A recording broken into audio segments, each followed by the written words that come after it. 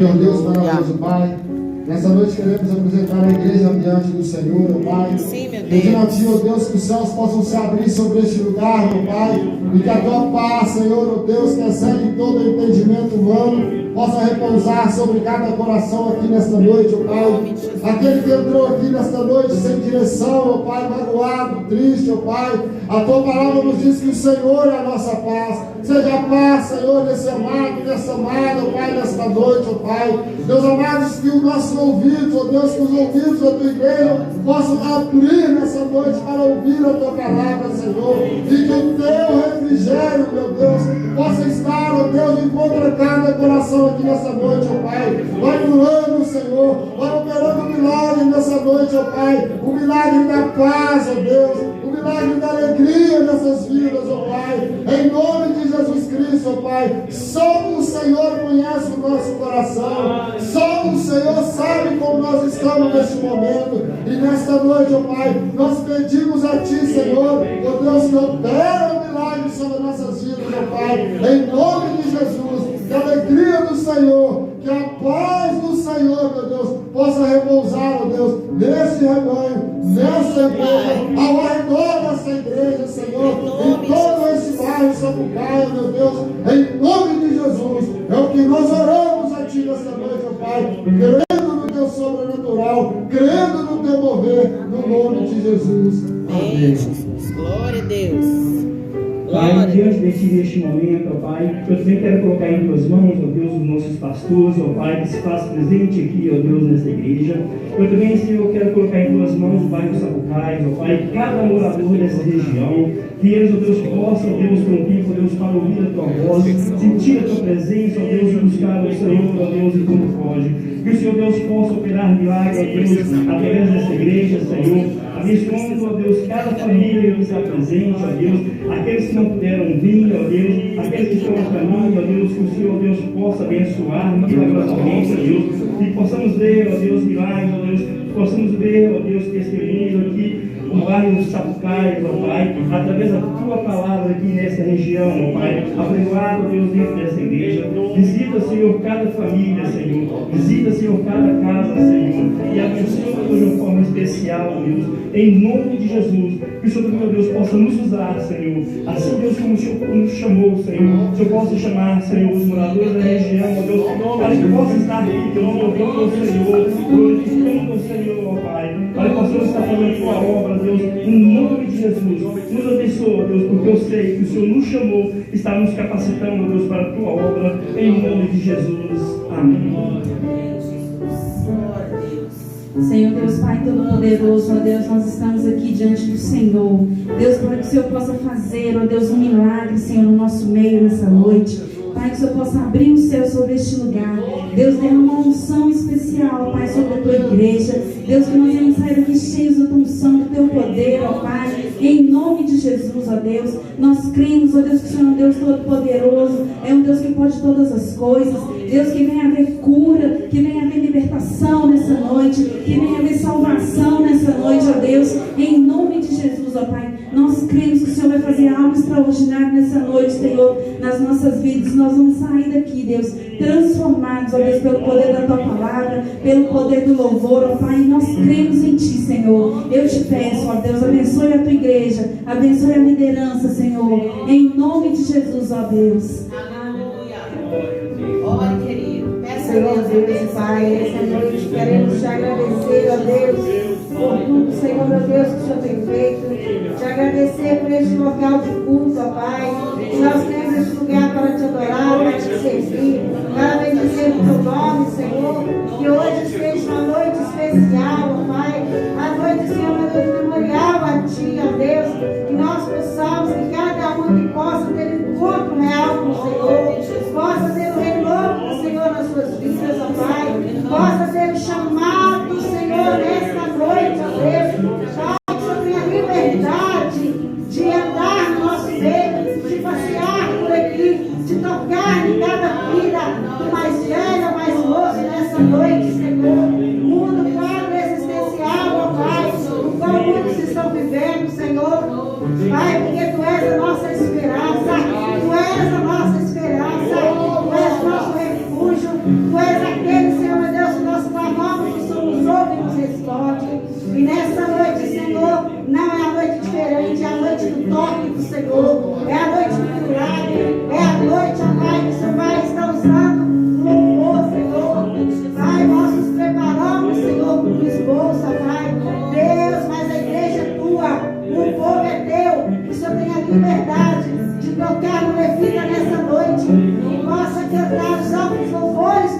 Senhor, meu Deus, que toca também o pregador, Senhor. Usa ele como uma parede neste lugar. Usa ele nessa noite de uma forma sobrenatural, porque a palavra do Senhor é poderosa. É a palavra do Senhor que vai ser missionada aqui neste lugar, Senhor. Toca nessa noite, fala nessa noite aos nossos corações, que nós sejamos sensíveis ao teu ouvir, ao teu toque, em nome de Jesus. Aleluia. Glória a Deus. Senhor, nosso Deus e soberano Pai.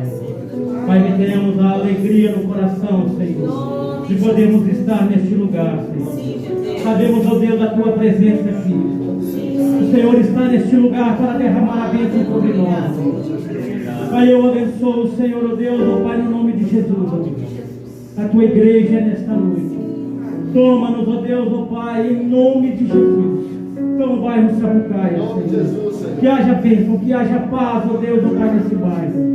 Toma, meu Deus, ó Pai Todo-Poderoso, aquele ao qual, Senhor, meu Deus, ó Pai, irá um dia, Senhor, ó Deus, ó Pai, confessar o Senhor como Salvador.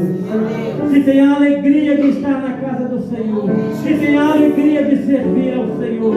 Pai amado e Deus Todo-Poderoso, como igreja, Senhor, como filho do Senhor, meu Deus, nós te agradecemos, nós te glorificamos, nós te exaltamos e alegramos diante do Senhor. Pai amado e Deus Todo-Poderoso, que seja repreendido, meu Deus, toda a voz contrária. Que tudo aquilo, meu Deus, que for dito nesse lugar venha na boca do Senhor. Venha direto do Senhor para a tua igreja. Enche a tua igreja da unção do teu Espírito Santo. Derrama a tua bênção sobre nós nesta noite, ó Pai. Em nome de Jesus aqui nós oramos, Senhor. E apresentamos ao Senhor as nossas orações, os nossos clamores, as nossas petições, em nome de Jesus. Aleluia. Pai das luzes, nós te damos graças. Eu digo amém a cada oração feita na noite desse dia. Que o Senhor possa alcançar as nossas petições e que nessa noite seja derramado sobre nós a tua graça e o teu favor. Que cada um de nós, na noite desse dia, possamos ser agraciados pelo teu Espírito Santo. Abençoa os músicos que estarão ministrando a tua palavra. Que o Senhor possa liberar sobre nós o céu aberto e que possamos ser tocados pelo teu Espírito. Que o Senhor possa manietar toda a força oculta, toda a força das trevas. Foi anjo de guarda e anjo de guerra em cada encruzilhada aberta ou fechada. Nós manietamos o valente. E, Senhor, damos uma ordem para que todos os demônios sejam manietados e lançados para onde o Senhor determinar. E que sobre nós se abram os céus e que a bênção do Senhor seja derramada sobre nós. Toma o teu lugar nesta noite. Nós convidamos o Senhor Espírito Santo. Toma o teu lugar. Em nome de Jesus. Em nome de Jesus. Espírito Santo.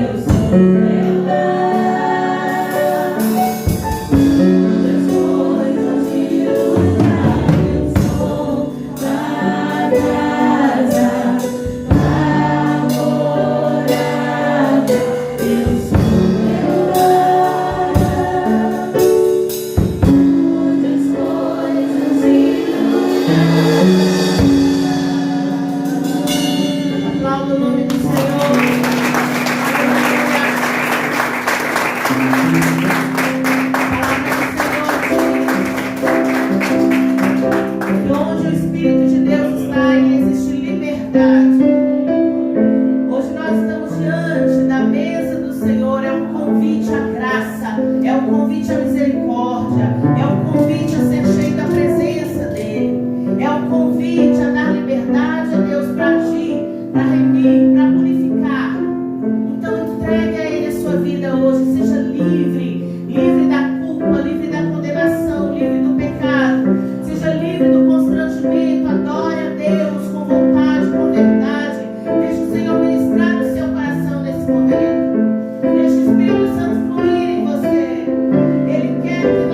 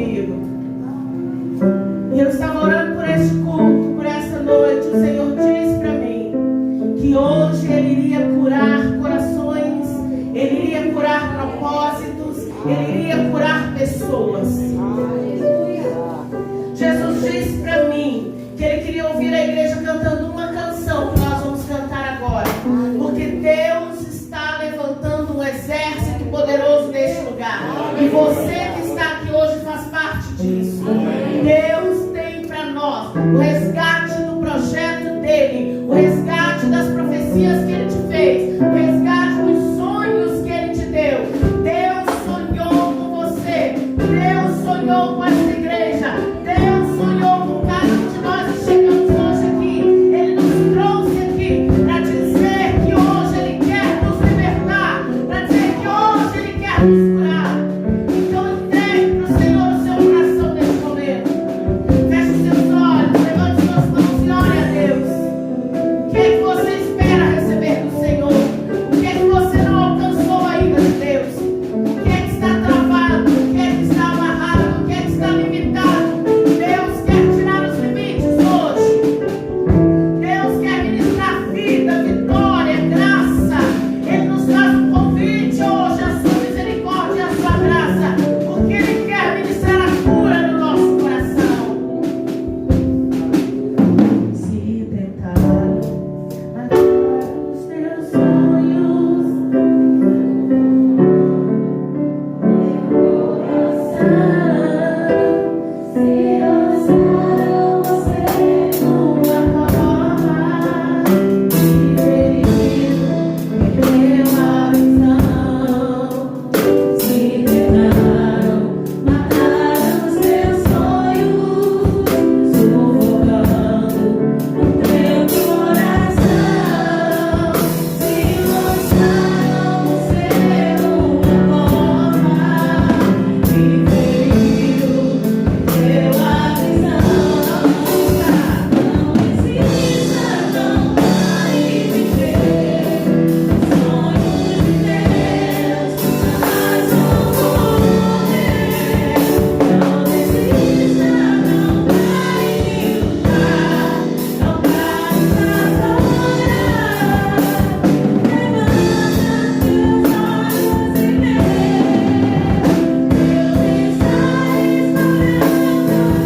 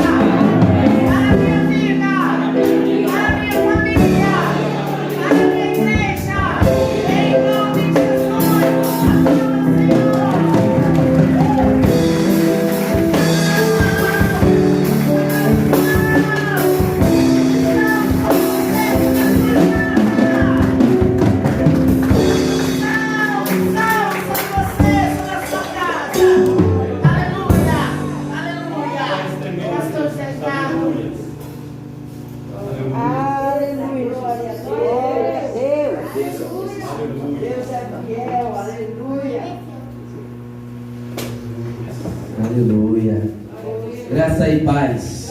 Amém. Sem muitas delongas, abra a sua Bíblia no Evangelho de João, o capítulo de número 11 e o versículo de número 6. Deus tem uma palavra para o nosso coração.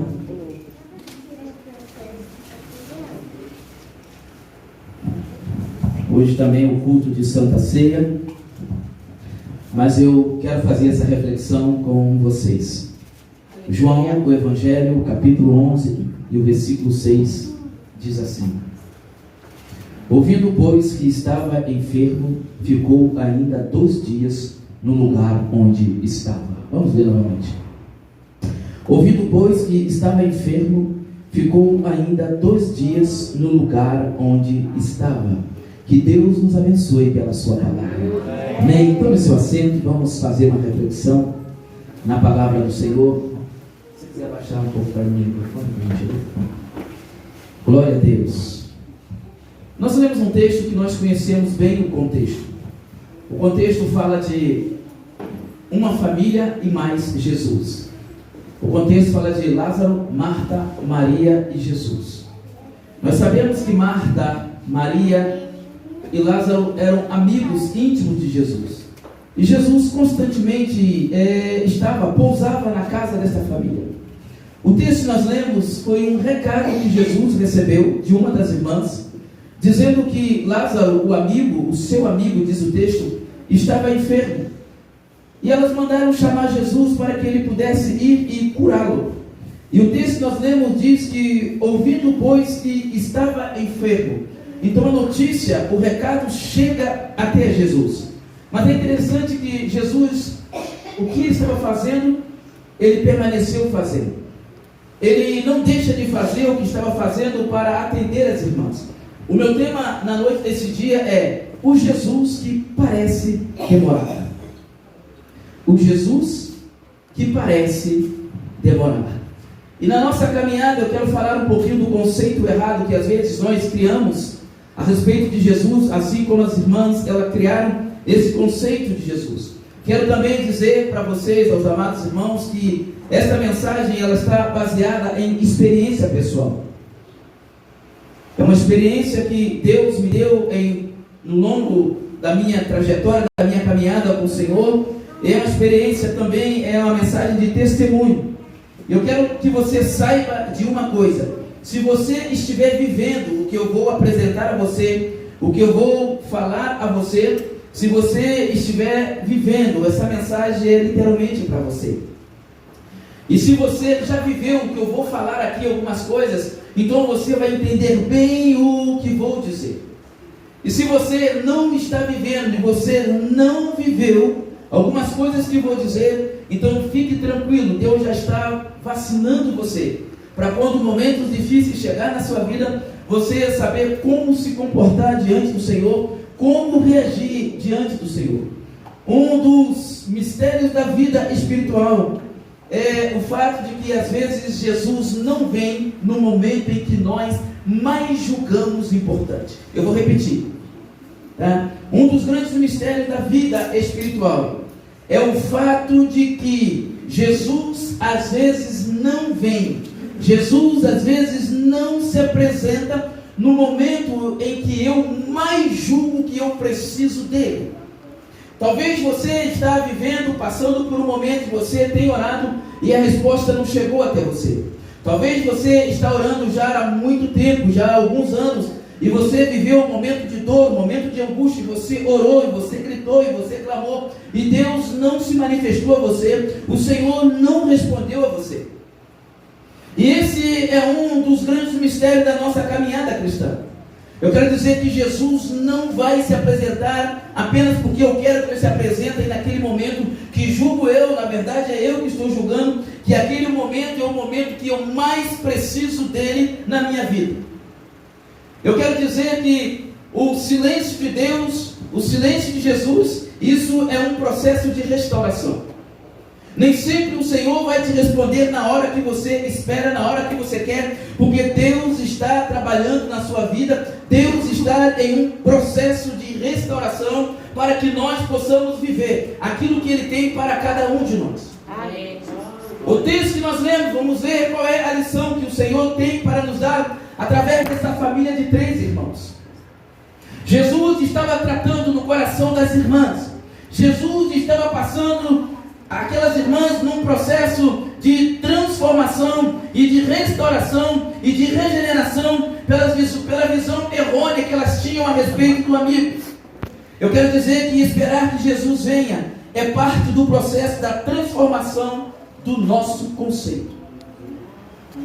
Esperar que Jesus venha faz parte do processo da nossa transformação a respeito do conceito que nós temos a respeito de Jesus. E a gente chama isso de processo de metamorfose, metanoide, ou seja, uma mudança de mente e do espírito, uma mudança de mente e do coração. Todos nós que nos aproximamos do Senhor precisamos passar por esse processo de transformação. Não é apenas trocar de lugar, não é apenas mudar a nossa rota, que às vezes íamos num lugar, alguns de nós antes de Cristo frequentávamos um boteco e agora frequentamos uma igreja. Além de frequentarmos uma igreja, o Senhor quer trabalhar no nosso espírito um processo de regeneração, um processo de restauração. O Senhor quer nos ensinar a olhar para Ele e fazermos a leitura correta a respeito dele. Amém. E Ele se deixa a ler. E quando nós não conseguimos ler a forma que Ele vai agir, Ele vai nos levar por um processo. E às vezes esse processo é um processo de dor, às vezes é um processo de sofrimento, às vezes é um processo de angústia. E nós oramos, e nós clamamos, e nós jejuamos, e Jesus não se manifesta naquele momento. Nós teremos esperança na nossa transformação quando percebermos que enxergamos apenas o hoje. Nós enxergamos apenas o momento. Nós somos pessoas momentâneas. Às vezes nós julgamos a nossa vida ou o nosso fim pelo momento que nós estamos vivendo. A nossa vida, a vida do ser humano, ela é feita de momentos bons e de momentos ruins. Momentos passam, momentos ruins passam, momentos bons também passam. Então, quando os momentos ruins vierem sobre a sua vida, fique firme, fique na esperança que Ele virá ao seu favor. Quando os momentos vierem sobre a sua vida, aproveite, dê as melhores gargalhadas, aproveite o máximo que você puder, porque os momentos bons também passam. Tudo passa. A vida não é simplesmente como nós planejamos. A vida nos oferece surpresa. A vida nos oferece grande surpresa. Amado, Deus te abençoe. Bom trabalho com o Senhor. Uma boa noite de trabalho, no nome de Jesus. Então veja bem, teremos esperança na nossa transformação quando percebermos que enxergamos apenas o hoje e Deus vê a eternidade. Jeremias 29:11, assim diz o Senhor: eu é que sei que pensamento tenho a vosso respeito, pensamento de paz e não de mal, para vos dar um futuro que vós desejais. Deus tem um futuro planejado para você. Deus tem um projeto planejado para você. Nós muitas vezes enxergamos apenas o momento e nós julgamos a nossa vida, julgamos o nosso fim, julgamos o nosso projeto, os nossos sonhos pelo momento que às vezes vivemos. E às vezes o momento não é bom. Mas os momentos ruins também fazem parte da história humana. Mas a pergunta que nós talvez nos fazemos é: e quando Jesus não corresponde às nossas expectativas? E quando Jesus não corresponde às nossas expectativas? É porque nós criamos uma expectativa errada a respeito de Deus. Quando Jesus não responde às nossas expectativas dentro do nosso conceito, é simplesmente porque nós criamos uma expectativa errada a respeito de Deus. E essas irmãs não foram diferentes. Eu quero dizer que existe um plano maior para a sua vida, para que Deus possa executar. Isaías 55:9 diz assim: porque assim como os céus é mais alto que a terra, assim são os meus caminhos mais altos do que os vossos caminhos, e os meus pensamentos mais altos do que os vossos pensamentos. O que você pensa na terra, e às vezes está muito difícil, o pensamento de Deus está muito elevado ao que você pensa. Deus tem um plano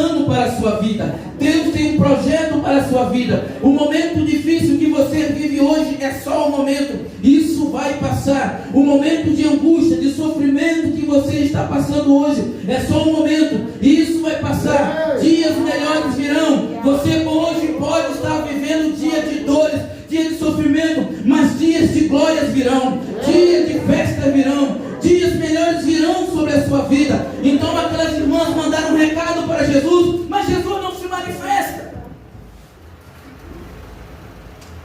Aonde ele estava, ele ficou. Elas disseram que o amigo estava lá e estava enfermo. Mas Jesus não foi de encontro imediato àquelas irmãs a quem, segundo a Bíblia, Jesus amava. Muitas vezes nós nos perguntamos por quê.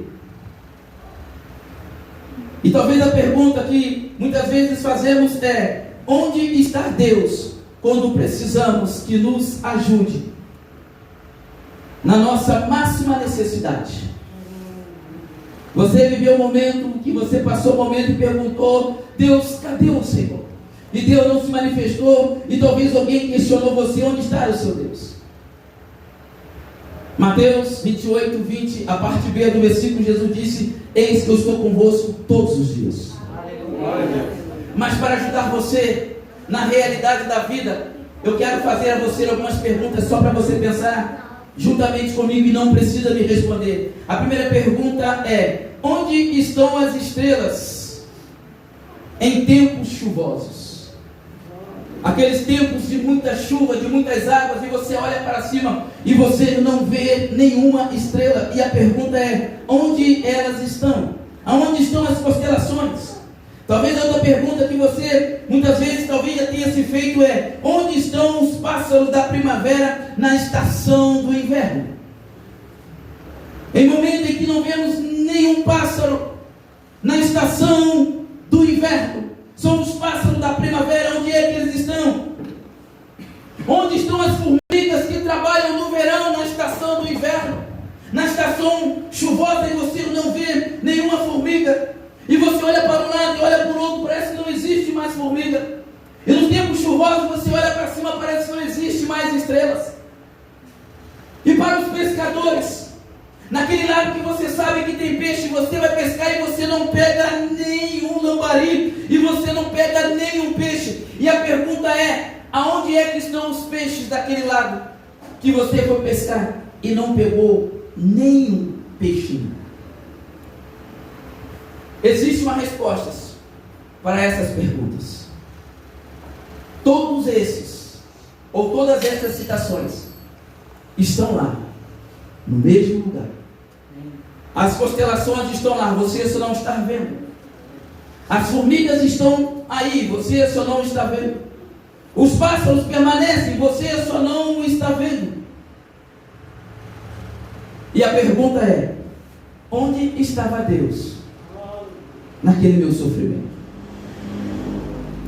Aonde estava Deus que não se manifestou naquela minha dor? Todos nós vivemos dias que eu chamo de dias intermediários. Aquele dia entre no processo da enfermidade e a cura, a tristeza e a alegria, as perdas e a conquista, a dor e o refrigério. E esse período do meio eu chamo de período intermediário. E todos nós já vivemos esse período de dor. Talvez você esteja vivendo esse período de dor, esse processo de dor. E você tem orado, e você tem clamado, e você tem suplicado, e Deus ainda não se apresentou a você. Permita-me dizer, a carta que elas enviaram, ou a mensagem que enviaram até Jesus, permita-me colocar como a nossa oração. As orações que você fez a Deus, as orações que você tem feito a Deus, e Deus ouviu a sua oração, mas ainda não respondeu a oração. A Bíblia diz que Jesus recebeu o recado, ouvindo que Lázaro estava enfermo, ouvindo que o amigo estava enfermo. Isso quer dizer que ele ouviu, mas ele não reagiu. O fato de ele não ter reagido não quer dizer que ele não se importa.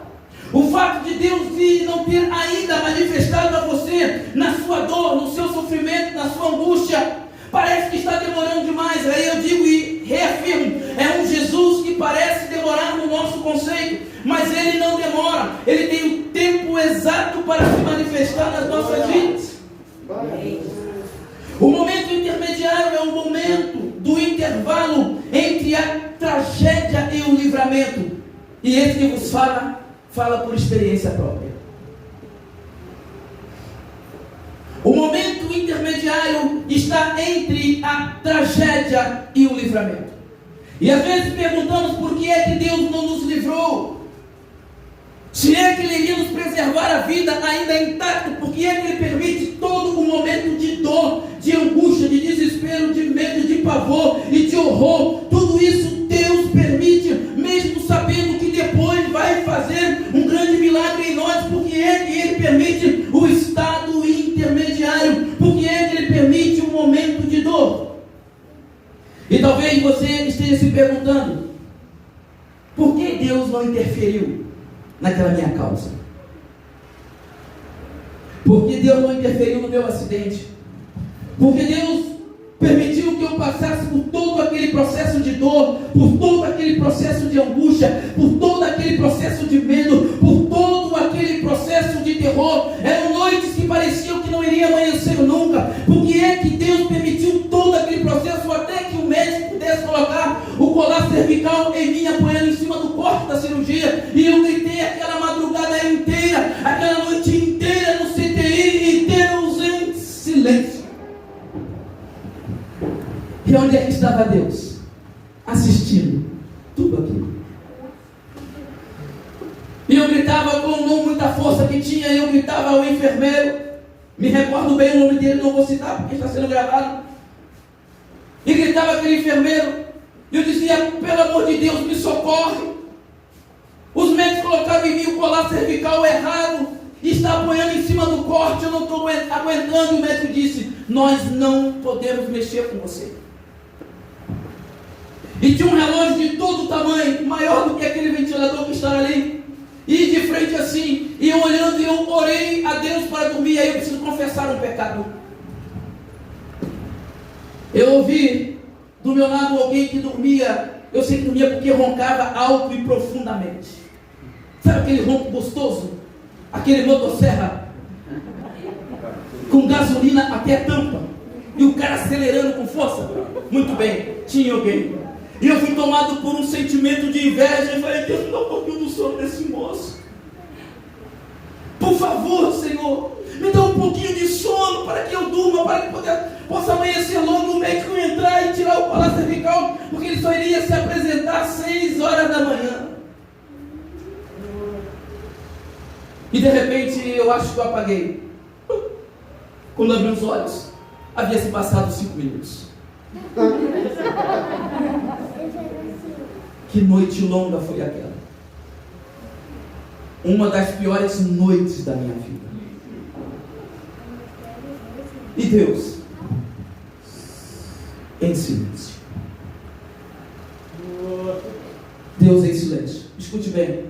Lázaro ficou enfermo. As irmãs tentaram cuidar dele. Enquanto ele estava enfermo, alguém mandou um recado. As irmãs mandaram um recado para Jesus, e Jesus não atendeu. Ele ouviu, mas não foi. E elas tentaram cuidar do irmão, e o irmão entra em óbito e morre, e Jesus não aparece. E elas levam o irmão para o sepultamento e sepultam o irmão, e Jesus não estava no sepultamento. Eu estou falando de Marta e Maria, Lázaro moribundo, um túmulo e a sua ressurreição. Jesus sabia que iria ressuscitar Lázaro. A pergunta é: por que é que ele permitiu o processo de dor, de perda, de sofrimento e de angústia? Por que é que ele permitiu noites frias e angustiantes e longas das irmãs a quem ele muito amava, aquela família, e ele não interferiu? Jesus pega essa família para nos ensinar lições fundamentais para a nossa caminhada cristã. Porque às vezes muitas pessoas elas perdem a fé, elas desanimam na sua fé porque sofrem uma tragédia na vida. Algumas pessoas desanimam para com Deus porque teve uma perda até considerável na vida, e elas perderam a esperança e acham que nada mais vai dar certo, porque Alguns perderam o amor da vida, outros perderam um objeto, perderam alguma coisa e agora não sabe mais o que vai fazer. Minha vida, eu vou morrer, não tem mais esperança para mim. Então começa a sentenciar a sua própria vida, e a pessoa era fiel a Deus e pergunta onde está Deus que não se manifestou. As mesmas perguntas são feitas nos quadrantes da terra. Aquela criança que foi violentada por aquele tio miserável, e a pergunta é: onde é que estava Deus? Permita-me contar uma história que eu li. Não sei se é verdade. Existia um pai muito violento e alcoólatra. E todas as vezes que ele chegava em casa, ele agredia a esposa. E tinha uma criança, mais ou menos com 6, 7 anos, um pouco mais velho que meu filho Ricardo Lucas. Ele pediu para eu citar ele na minha mensagem. Então já fiz a citação, filho. Um dia esse pai chegou em casa, não basta ter espancado a esposa, porque nós temos crianças no auditório. Ele pegou um objeto cortante e desferiu golpes contra a esposa. E a esposa entra em óbito. Essa criança ficou escondidinha atrás do sofá. E aquele pai alcoólatra procurou a criança e não encontrou. Pelos gritos chamaram a polícia. A polícia foi até o local. E quando chega no local, estava lá a mulher e o homem.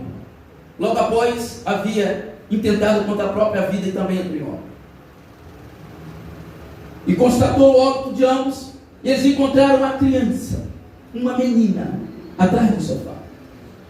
E levaram essa criança, levaram para o abrigo e começaram a fazer um tratamento psicológico com ela. E eles observaram que aquela criança sempre ficava olhando um crucifixo que tinha na parede, e ficava sempre parada e olhando, e aquilo não incomodava as pessoas que trabalhavam no psiquiatra daquela criança. E um dia, uma das médicas perguntou àquela criança por que é que ela fica sempre olhando para aquele crucifixo. E a criança fez uma pergunta: quando é que ele vai descer de lá? E aquela doutora disse: ele nunca sai de lá. Ele nunca vai descer de lá. E a criança entre 6 e 7 anos disse: sai sim, porque na noite do fato que ocorreu na minha casa, ele chegou até mim e disse: fique quietinha, que eu vou te proteger e vou te guardar. Aonde é que estava Deus na tragédia? Estava lá. Por que é que ele não interferiu? Não sabemos. Existem muitas coisas que acontecem conosco que Deus permite e Deus não interfere. A verdade é que quando nós somos fiéis a Deus e Deus não interfere, é porque Ele está nos levando por um processo de melhoria, um processo de metamorfose, um processo de transformação. Deus quer nos levar em lugares mais altos, mas antes Ele precisa trabalhar conosco. Deus não vai projetar crianças, Deus não vai projetar meninos. Deus vai trabalhar as crianças e os meninos e depois vai enviar como ponta de lança para executar a missão. O que será que Deus quer nos ensinar com esta família? Marta, Maria e Lázaro. Como eu não tenho muito tempo, vamos direto ao assunto. A primeira lição que o Senhor quer nos ensinar, eu li apenas um versículo do texto, mas eu sei que você conhece o contexto porque é bastante conhecido. A primeira lição que todo o contexto nos ensina, número 1, experiência intermediária é necessária para a vida espiritual. Eu vou repetir.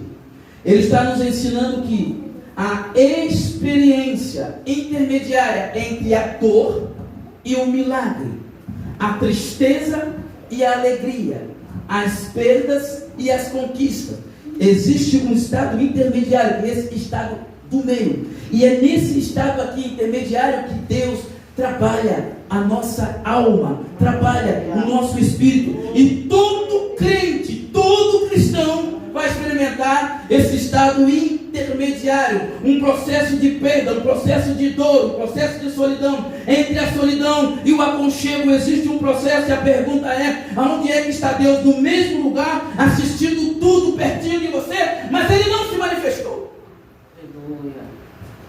Mas isso não quer dizer que Ele nos abandonou. Então, meu amado, se você já viveu um processo como esse, o silêncio de Deus, uma tragédia, e Deus não se manifestou, você entende bem o que eu estou dizendo. Se talvez você esteja vivendo esse processo intermediário, aconteceu algo na sua vida e Deus não se manifestou, e você ainda está num processo de dor, mas eu estou lhe dizendo que o processo da cura virá sobre você. O processo da cura virá sobre você. Você sabe que Jesus depois foi onde estavam as irmãs, mas Ele não foi antes. Por que é que Ele permitiu que as irmãs tivessem os seus gastos, que as irmãs ficassem sem dormir, que as irmãs chorassem, sentissem dor, e Ele permaneceu quietinho no lugar que Ele está? Quem é que nunca se perguntou: Deus, por que comigo, Senhor? O que eu fiz? O que eu estou fazendo de errado? Deus está muito ruim. Eu acho que eu não sou crente. Quem é que não questiona a sua própria salvação? Será que eu não sou nem salvo por isso, Senhor? Por que? Será que tem algum pecado? E às vezes começamos a procurar pecado em nós e não achamos. O problema não é pecado, irmãos. O problema é cura. Só que como a nossa mente é muito limitada, nós vivemos só agora, só o momento. Então nós começamos a procurar alguma coisa para justificar a nossa dor. Procuramos alguma coisa para justificar os nossos problemas. E às vezes não tem justificativa, porque na vida de Lázaro não tinha justificativa. Jesus amava a família e ele não foi. E aparentemente ele demorou demais da conta, como diz o bom mineiro. Então a primeira coisa, a experiência intermediária, é necessário a vida espiritual. Então, se você não viveu e viver, não abandone a sua fé. É uma experiência intermediária. O Senhor irá se manifestar na sua vida. A segunda lição, olhando para esta família, há um convite a confiar em Deus que nos faz esperar. E nós temos um problema sério com o tempo. Não gostamos muito de esperar. Ainda mais hoje na questão virtual. Hoje é vapt-vupt, tá, a resposta já chega rapidão. E agora você ora e Deus não responde. E você ora e sente dor e Deus permanece em silêncio. Mas o Senhor, quando Ele nos leva a esse estado intermediário, é um convite meio intimatório a confiar e a esperar nele. Não tem jeito. Ou você espera ou você espera. Ou você confia ou você confia. Talvez você esteja vivendo essa situação. Você confia ou você confia. Esse é Deus que criou para você. Sabe o que Deus está fazendo? Tratando você, transformando você. Porque Deus tem algo grande lá na frente para você, mas Ele primeiro vai treinar você aqui. Aproveite o campo de treinamento, porque Deus vai te projetar em lugares mais altos.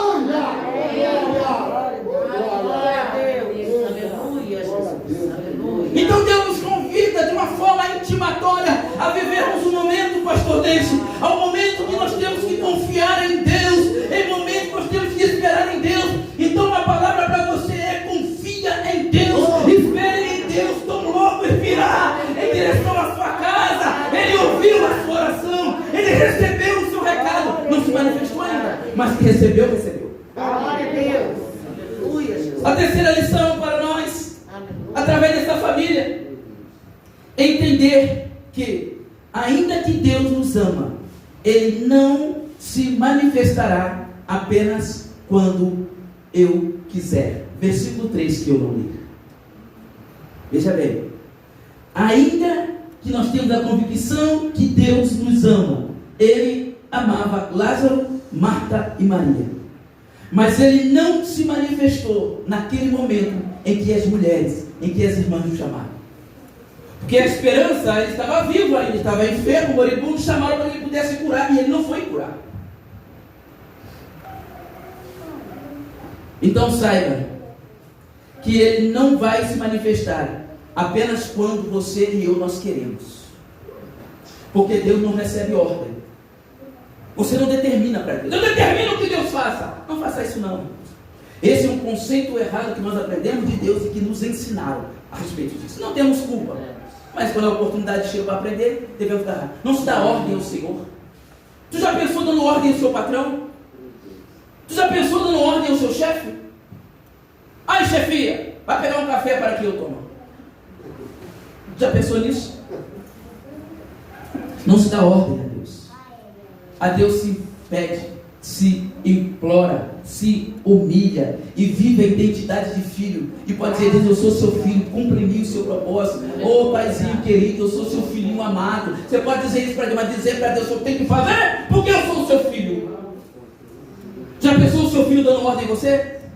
Mãe, vai fazer a comida logo. E você vai olhar assim: o menino, como é que é? Não, mamãe, como é que é? Ele já sabe, já fez a leitura, né? Do como é que é. Exatamente. Deus me dá logo, Deus. É mesmo? Tudo bem. Eu vou te ensinar, primeiro, a reconhecer quem eu sou. A verdade é que Jesus estava ensinando as irmãs, vou falar no finalzinho, porque elas tinham um conceito errado a respeito do Salvador, amigo Jesus. E ele precisava mostrar para as irmãs que elas tinham um conceito errado a respeito dele, mesmo estando próximo. Então saiba que Jesus não vai se manifestar porque você quer que é aquela hora, tem que ser hoje. Tem que ser hoje, é pirraça nossa. Bom, oxalá que seja hoje. Que venha o seu reino hoje. Que o milagre se manifeste hoje. Que a sua resposta chegue hoje. Que você saia daqui hoje. Amém. Triunfante. Glória a Deus. Com milagre nas suas mãos. Eu profetizo sobre você. Eu libero sobre você. Eu libero como profeta. Eu peço a Deus para que libere sobre você. E que libere sobre mim também. E se libere sobre essa igreja. E libere sobre esse bairro. E que o milagre possa respingar nos nossos parentes. E todos sejam tocados pelo Espírito Santo. Mas é Deus é que tem o governo. É Deus é que tem o poder. E é Ele que vai fazer. Então aplauda mesmo. Já que é para aplaudir.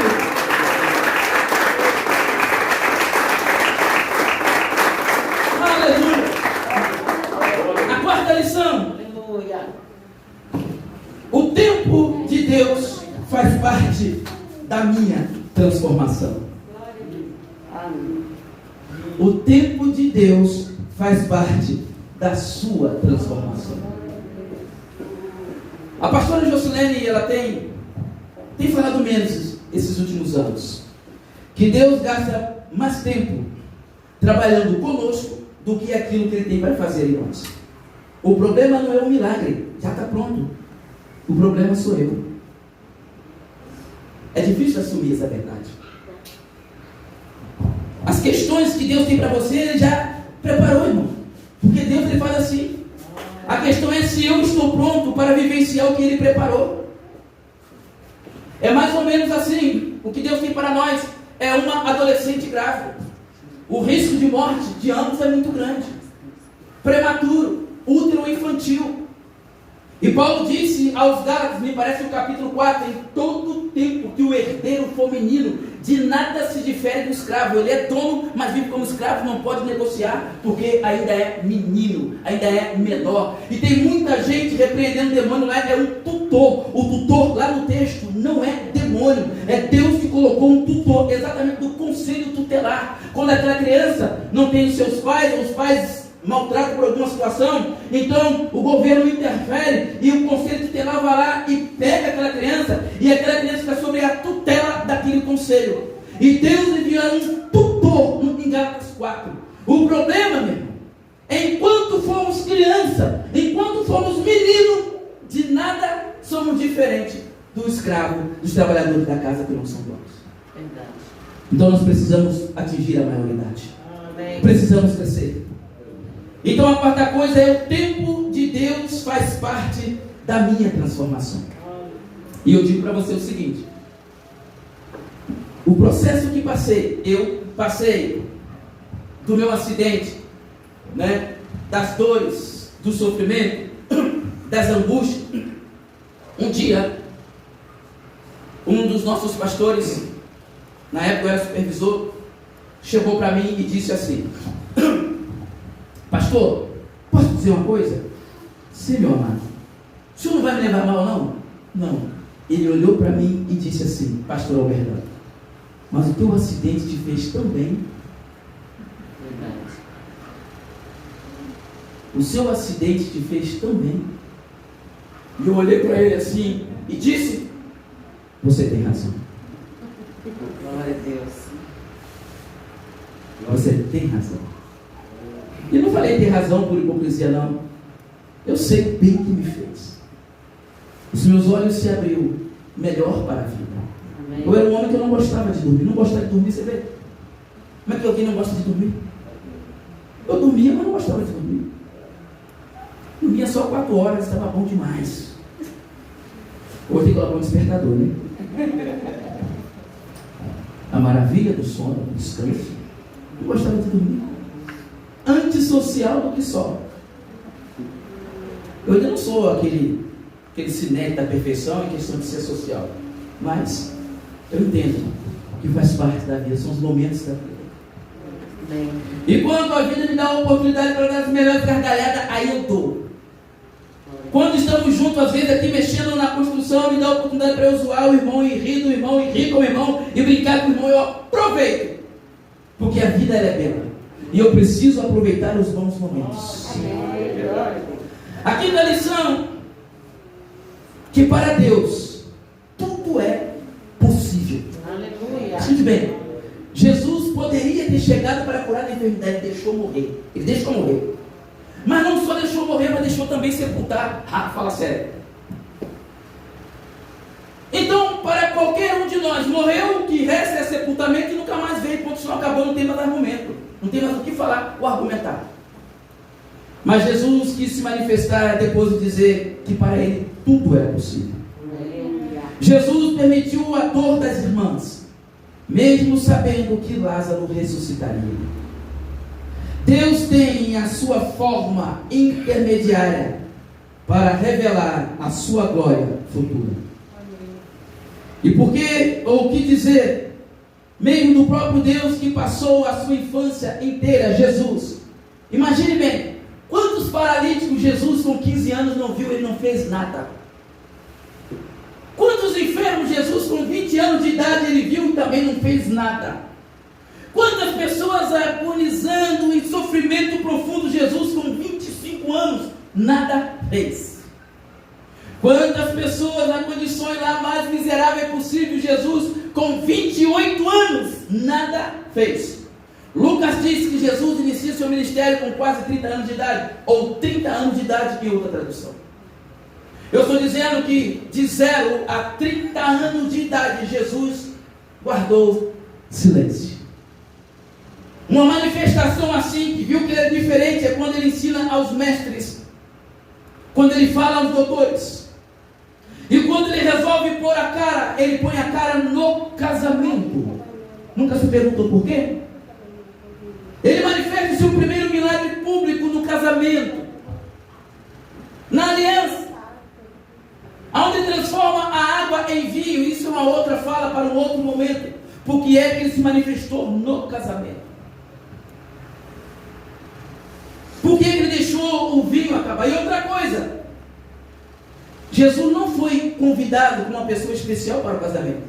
Ele foi convidado assim como seus discípulos. Maria foi convidada, mas Jesus assim como qualquer um outro. E foi lá que ele inicia o seu ministério. Mas antes disso, quanto cego ele deixou cego? Pode ter ajudado de outra maneira na carpintaria, mas ele não realizou milagre registrado na Bíblia. O silêncio de Deus é a estrutura de sua igreja. Você.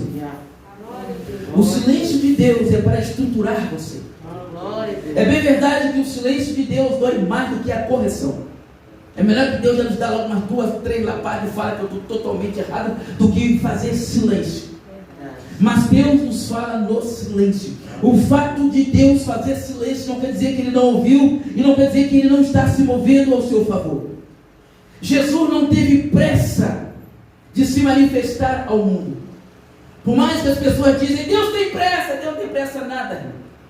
Deus sabe do tempo de todas as coisas, Ele trabalha no tempo. Deus tem pressa para que a sua vida não tem não.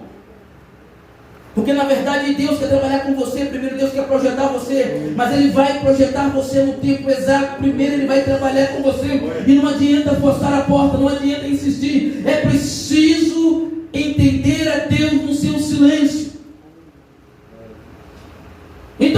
não chegou a Jesus. E ele não vai às irmãs.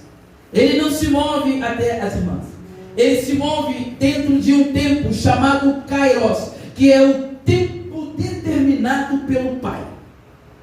Ele se move no tempo determinado pelo Pai. O versículo 21 e o versículo 32 é revelado o conceito errado que as irmãs tinham de Jesus. Então Jesus, após 4 dias, ele vai ter com as irmãs. 4 dias o homem já havia morrido, Lázaro. A caminhada de onde ele estava até onde estava a aldeia das irmãs, Marta e Maria, era um dia de caminhada. Então Jesus caminha um dia inteirinho, e quando ele está chegando no vilarejo, uma mulher chamada Marta se antecipa e vai ter com Jesus. E ele não entra no vilarejo, ele para e começa a dialogar, mas na verdade, quando Marta se aproxima no versículo 21, a primeira coisa que ela diz, ela revela qual era o conceito que ela tinha a respeito de Jesus. E ela diz: se o Senhor estivesse aqui,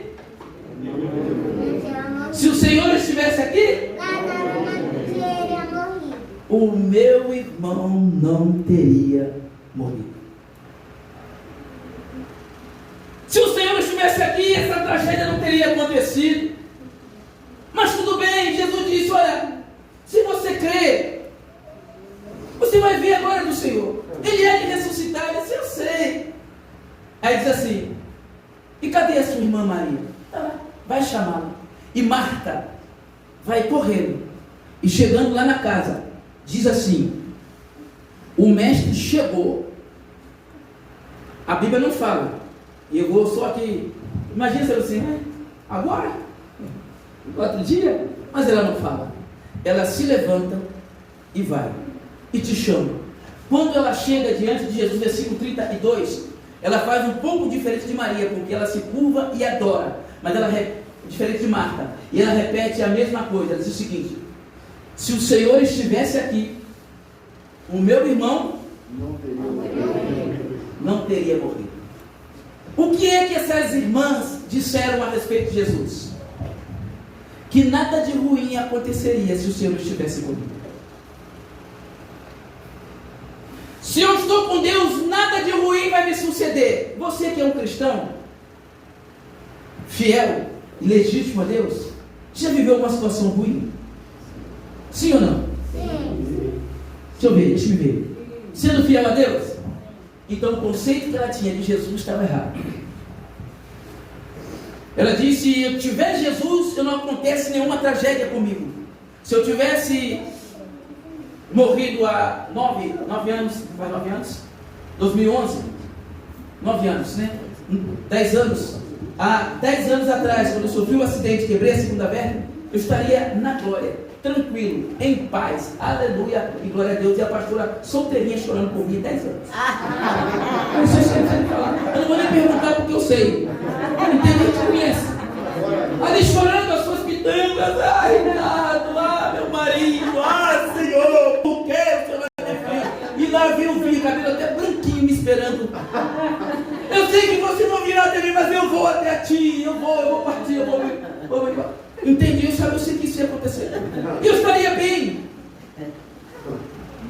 Mas veja bem, eu estou dizendo o seguinte: que Deus estava comigo, irmãos. Isso eu estou dizendo. Amém. Que Deus estava comigo. Eu tinha a Deus, tinha a convicção da minha salvação. Mas a tragédia Ele permitiu. Ele permitiu, Ele assistiu tudo. E depois deu o livramento. Ele assistiu Daniel entrar na cova do leão. E depois deu o livramento. Assistiu os 3 jovens entrar na fornalha. E depois deu o livramento. Então escute bem, Ele está assistindo a sua dor. Depois vai te dar o livramento. Ele está assistindo o seu sofrimento, mas vai te dar o livramento. Ele está assistindo as suas lamúrias, o seu sofrimento, a sua dor, a sua tristeza, mas se Ele virar em direção a ti, Ele está tratando algo com você, meu irmão. Eita glória! Ele está tratando algo. Se o Senhor estivesse aqui, Ele não teria morrido. Estou dizendo, se o Senhor estivesse pertinho, não teria acontecido nada de ruim. O Senhor teria livrado. Elas estavam enganadas. Elas criaram um conceito errado a respeito de Jesus. E às vezes nós criamos isso ou nos ensinaram isso. Aceita Jesus e todos os seus problemas serão resolvidos. É verdade? Você não é um crente fiel? Tu tem dificuldade, tem problema? Então não é verdade o que dizem. Aceita Jesus que a sua vida será um mar de rosa. Não é verdade, irmão. Não é. No mundo tereis aflição. Tenho de bom ânimo. Eu venci o mundo. Disse o Mestre. Aí Jesus olha para aquela mulher. Se tu credes, você verá a glória do Senhor. Aí ele pergunta a Maria, não a Marta: aonde foi que vocês puseram o corpo? Vem e vede. E ele vai. E quando ele chega ao versículo 35, Jesus chorou. E quando ele chega lá, disseram: está ali. Aí ele diz assim: então tire a pedra. Aí eles denunciam assim: Senhor, está fedendo. A Bíblia é muito técnica. Diz assim: cheira mal.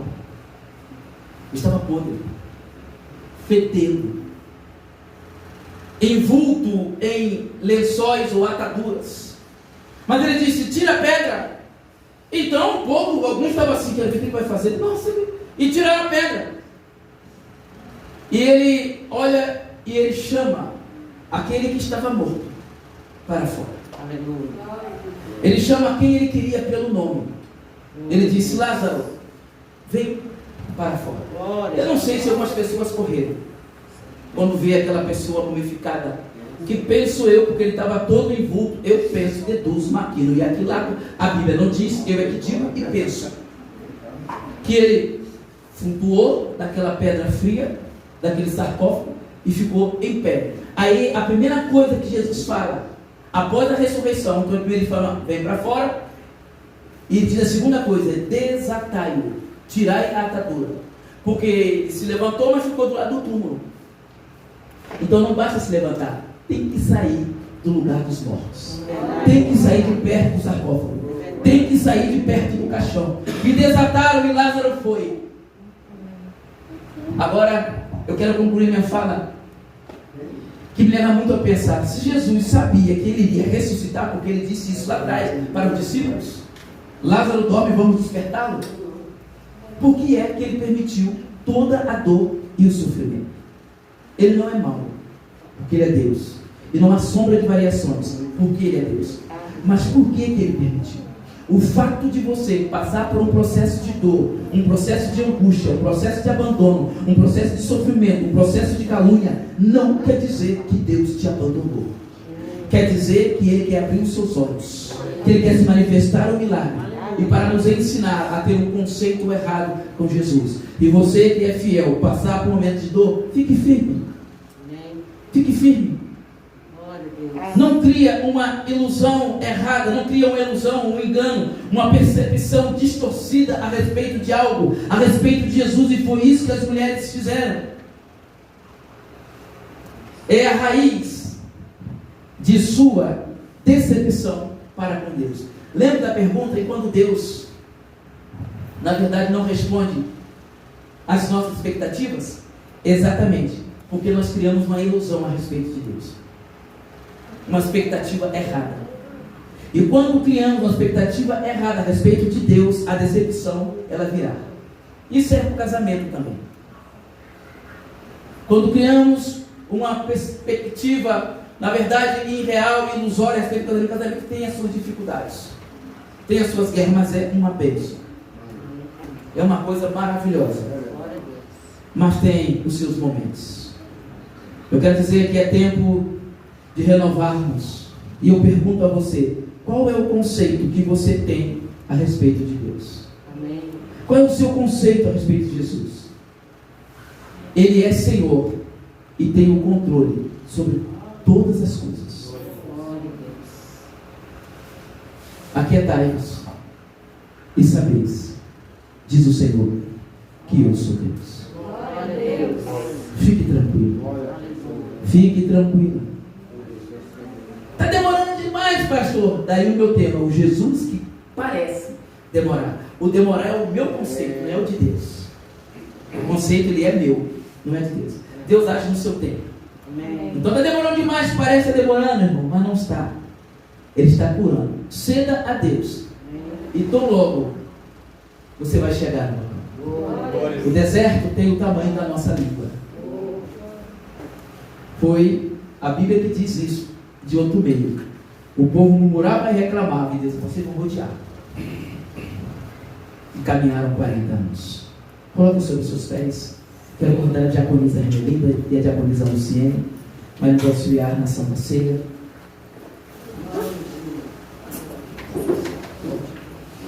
Que Deus abençoe você que está em casa. Que Deus possa abrir a sua mente e o seu coração sobre Deus. Deus é bom. Ele verá o seu nome. Esse é o momento da ceia. Algumas pessoas têm também o conceito da ceia, é o seguinte: eu pequei de manhã, não posso tomar ceia hoje. Mas e o perdão? O intermediário de manhã até agora à noite. O que você fez nesse intervalo? Confessou? Não, então confessa. A Bíblia diz assim: examine-se, pois, o homem a si mesmo, depois coma e beba. É impressionante. Manda examinar e depois comer e beber. Examina então e não coma. Você vai examinar. Se tiver erro, você vai confessar. Você vai abandonar. Porque a ceia não é da igreja. A ceia não é da instituição da igreja. Deus mostrou para nós a ceia, ela é do Senhor. A ceia é da noiva. A ceia é da igreja. E todos os filhos, independente de sua denominação, a ceia pertence a ele. A mesa já está posta. Agora é o nosso conceito de Deus que vai nos tolir da Santa Ceia. Às vezes o conceito da culpa. Às vezes a culpa nos atormenta. Diga para a culpa: vai embora. Vai embora, ele é perdão. Mas eu estou orando, ele não fez nada ainda. Ele está vindo em sua direção, meu querido e minha querida. Fique no propósito. Fique firme. Fique na graça. Parece demorar. E parece não ter mais jeito. 4 dias fedendo. E diz assim: maravilha.